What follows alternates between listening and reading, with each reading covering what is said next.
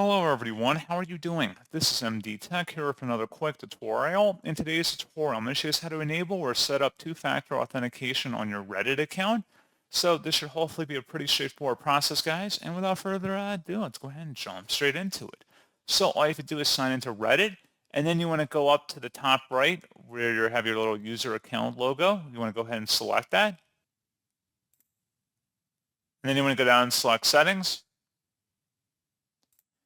And now over here, you want to select underneath Account Authorization, Two-Factor Authentication. Go ahead and toggle that to the right to enable that. And you have to insert your password, and then you can configure your phone number you want to use for the two-factor authentication purposes. And that's pretty much it. So, as always, thank you for watching this brief tutorial. I do hope that was able to help you out, and I do look forward to catching you all in the next tutorial. Goodbye.